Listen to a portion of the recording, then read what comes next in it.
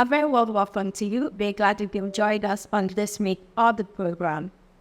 On the lineup this week, we joined Spain and Dr. Wahi Abide-Shiri, National Treasury Secretary in NASFAT, or the CEO of Brandaful, where they continue their discussion on the awareness and knowledge of takaful insurance amongst Muslims in Nigeria.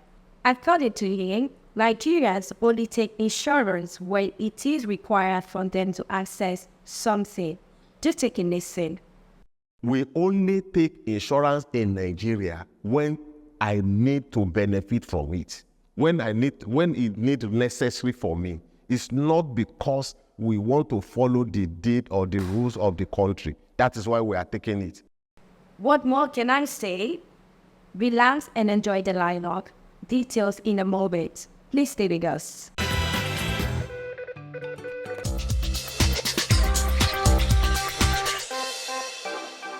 This is a question. You know, if you check insurance penetration in Nigeria when compared to South Africa leading, Kenya, Egypt, Nigeria is still abysmally low. As some will tell you, depends on who is giving the statistics, or will tell you 0.5, 0.2, 0.1. And it all boils down to, even Ghana here, their penetration rate is a little higher than Nigeria now. When it comes to insurance, education, and awareness, operators themselves don't seem to have done much in terms of educating our people. Just as you said, the compulsory insurances is the least government can do to say, okay, Lagos State on their own, they domesticated it. You know, any building, you have to have insurance. Those laws are there. Government will not go to individual houses. I'm quoting you again now. So come and educate you, come and do this. But the operators of that industry, in the banking sector, we've seen a lot of improvement. Are we where we are supposed to be in terms of financial illiteracy as to people using bank products and services? Is way, way better than where we were before. But when it comes to insurance, the operators themselves, sometimes it does appear that they are not even interested in taking the message of insurance to the people that really needs it. Why do you think that is so? Yeah, thank you very much. Basically, every business owner wants to be profitable.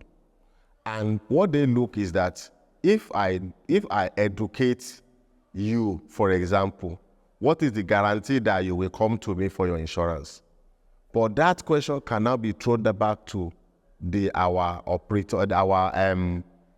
what's it called it? NICO and NIA, which are the body, that is the general body.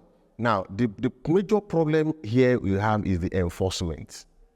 The enforcement rate is very low. I don't think you can buy anything in any of the developed world, even wristwatch or shoe that is not insurance covered. But between you and I, your wristwatch covered. If you get lost today, that's the end. But that enforcement is lacking. So, and when enforcement is lacking, then people will tend to do what they want to do, I have the opportunities to enter a public bus recently, and I had engagement with the driver.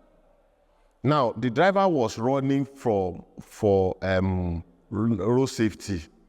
And now I asked him that, why do you need to run for road safety? He said, because if they stop him, they will ask him this, ask him that, ask him this, ask him this. And I'll say, fine. They will ask him for fire extinguisher, load, and whatever. I said, okay, between you and I, assuming your motor catch fire and now, what will you do? And you don't have fire extinguisher. So if they are now asking you that you must have fire extinguisher, to which advantage?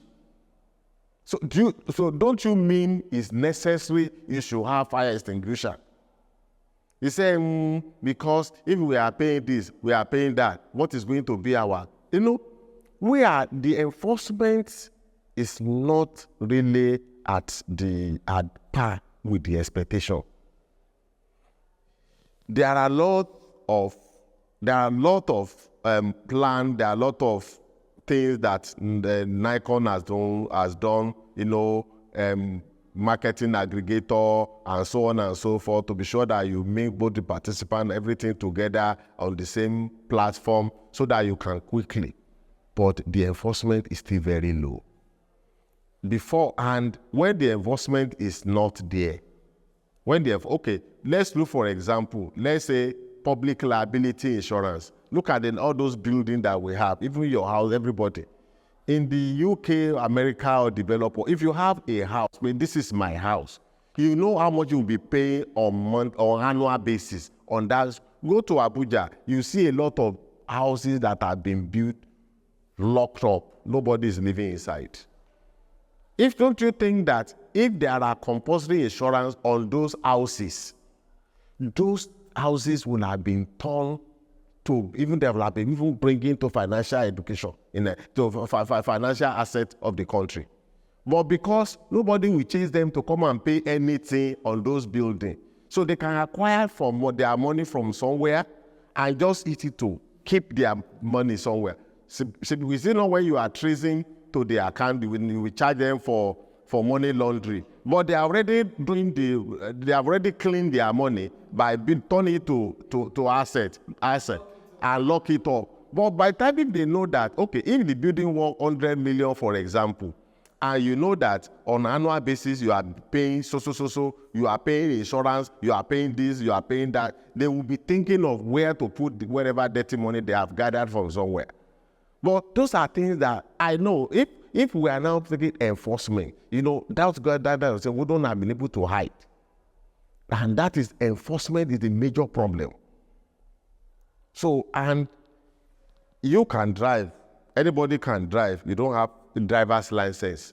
You are only waiting until you are catch up with the law, maybe road safety or whoever stop you on the VIS, stop you on the road and say, okay, where's your driver's license? You are now looking down. But if we have a system that monitors every situation, because we don't have system, we don't have the working system, the tools. By mere capturing of your plate number alone, it has shown a lot of information about you. Even you pass through a light alone, by mere capture your face alone, has speak a lot about what situation are you. You can imagine who among people pay taxes in Nigeria. It's only you and I that you have where you are working, and they are deducting your taxes from the source. So look at although the SMEs, even all the Yaloja, all of them, they are making times millions of what you are making. How much is your salary? They are making, go to a cold water, all of them, here and there. Know how much they are making on a daily basis. And they are very rich. But how much are they paying as taxes? So until we have enforcement and we have the required system that track all these things, that is when we can get it right. Because willingly, people are not ready to pay. People are not ready to take us on all this until, look at people that are importing goods into Nigeria, because they know that at the port they will need insurance certificate to clear one or two things at the port. That is why they will run to insurance. I need marine cover, I need marine something. And if you are taking goods away from Nigeria, you already know that there is no any country that you will enter that you will not ask for all this. That is where you see them. We only take insurance in Nigeria when I need to benefit from it, when it needs necessary for me. It's not because we want to follow the deed or the rules of the country. That is why we are taking it. It's because, somebody will check me. But it should be a custom that will have been imbibed naturally in us.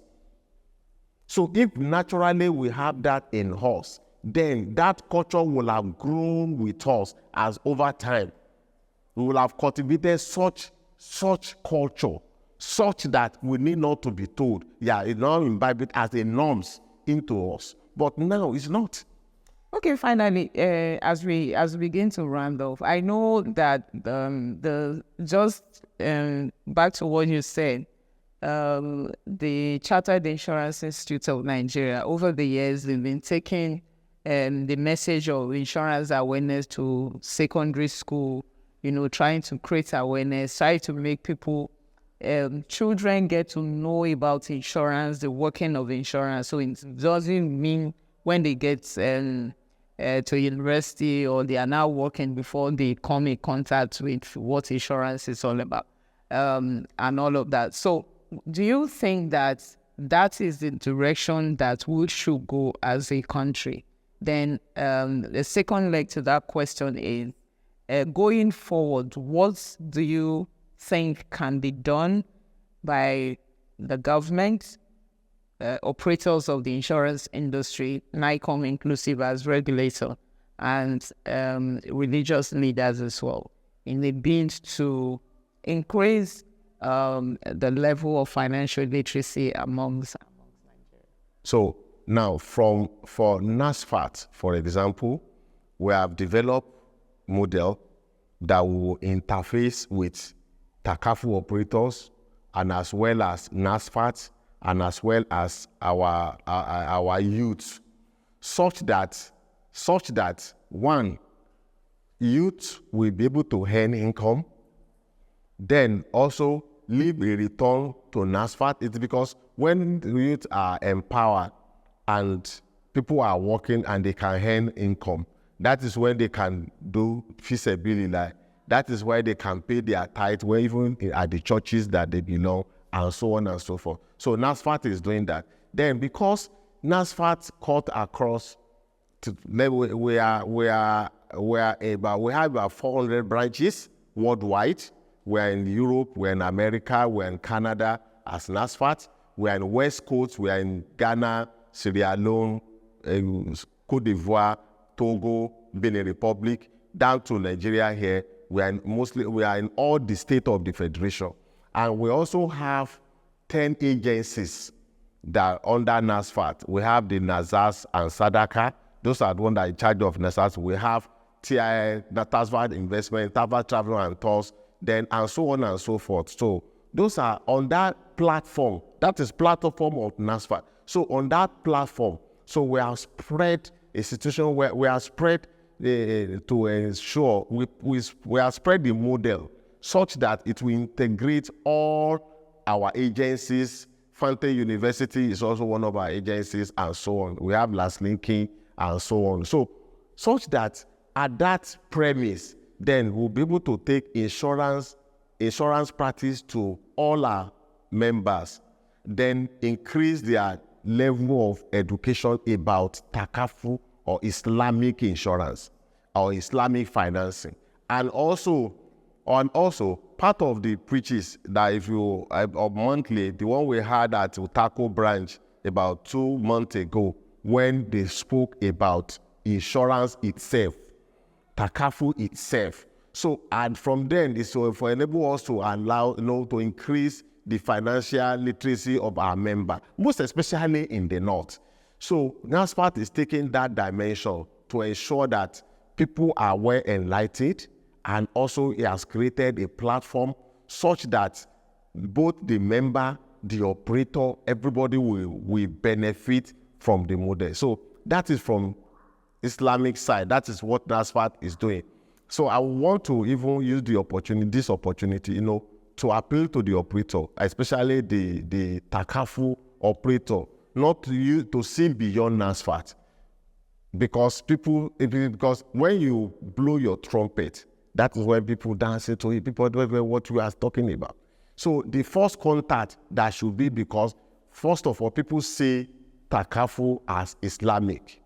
First of all, convince all the Muslim imam. Let them understand what takaful is all about. So by the time they understand what takaful is all about, then they will be able to tell non-Muslim that it's beyond what you are saying. This is what is it. This is what is it. This is how it's being differentiated from conventional.